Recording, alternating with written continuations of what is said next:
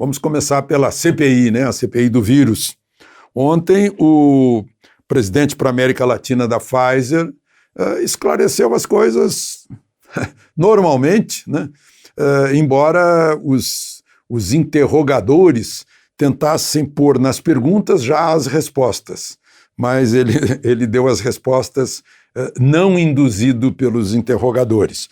Vejam só que a Pfizer enviou uma carta de oferta, né? Foi um grande negócio. O Brasil já comprou 100 milhões de doses a $10 cada uma e depois mais 100 milhões de doses por $12 cada uma, o que dá em dólar 2 bilhões e 200 milhões de dólares, o que dá mais de 10 bilhões de reais. É um grande negócio, né? Então era interesse da Pfizer. A Pfizer se mobilizou para tentar mobilizar o governo brasileiro, mas né, isso foi em agosto, setembro, outubro. Imagina que a Pfizer só entrou em fim de novembro na Anvisa. Então não tinha nenhum registro na Anvisa. E no próprio país de origem, a FDA, Estados Unidos, só deu autorização para a vacina da Pfizer no dia 11 de dezembro. Então, se o governo brasileiro fizesse a loucura de fechar um negócio com uma vacina que não existia e que não tinha registro nem no Brasil e muito menos nos Estados Unidos, certamente o governo brasileiro seria acusado de crime de responsabilidade, né? Então o governo brasileiro ficou esperando e agora fez os negócios, porque a Anvisa deu o registro em 23 de fevereiro, né? E já temos aqui, em 19 de março foi fechado o primeiro contrato e agora já tem um segundo contrato para entregar um total de 200 milhões de doses da Pfizer. Então isso ficou esclarecido e a CPI tentou, por todos os meios, inventar conspirações ou falta de omissão do governo, mas foi tudo no devido tempo, né? Um passo de cada vez para evitar tropeçar. Na próxima semana vai ser, primeiro dia, terça-feira, Ernesto Araújo. E a Advocacia Geral da União, ao ver o que foi aquela inquisição ibérica do Fábio Weingarten, entrou no Supremo pedindo que Pazuello seja respeitado como testemunha, né? Porque Fábio Weingarten foi desrespeitado, foi tratado como se fosse um criminoso, que estava sob interrogatório policial. Ele chegou a me dizer que, sendo judeu, se sentia num campo de concentração.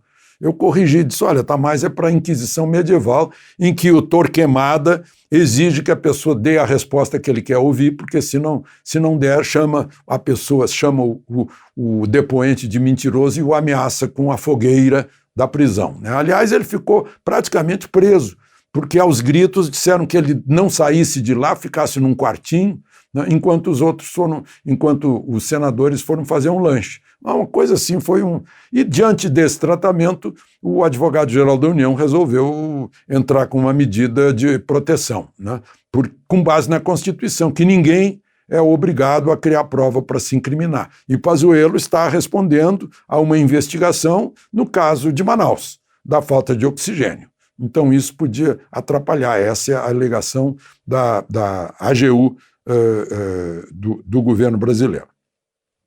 Bom, enquanto isso, né, muita gente pensou que Renan Calheiros queria ser relator para intimidar o presidente e talvez com isso fazer algum tipo de chantagem, alguma coisa, mas o que se viu ontem em Alagoas cortou completamente essa possibilidade.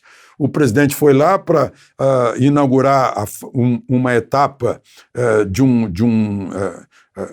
sertão alagoano de água, né, o trecho 3, e um centro bairros de habitação, né, de política habitacional, Oiticica 1 e 2, né, e foi recebido por uma imensa multidão que acabou gritando aquela frase, aquela palavra de ordem do senador Flávio Bolsonaro, que foi trending topics no primeiro dia, o tal de como é que um inocente vai receber voz de prisão de um vagabundo como Renan. E o povo lá em Alagoas gritava Renan vagabundo. Então isso deve ter fechado completamente as relações entre Bolsonaro e Renan depois desse episódio, né? E estava lá, é importante registrar, o presidente da Câmara dos Deputados, Arthur Lira, ao lado do presidente, que deu declarações favoráveis ao voto comprovado, ao comprovante de voto, né? Isso é um passo importantíssimo para que a gente tenha certeza do nosso voto, votemos na esquerda, na direita, no centro, em qualquer partido, temos que ter certeza que esse voto fica imune à fraude. Está cheio de gente especialista aí no mundo digital dizendo que não é difícil de fraudar esse sistema que temos aqui no Brasil. Bom, então, por hoje é isso. De Brasília, Alexandre Garcia.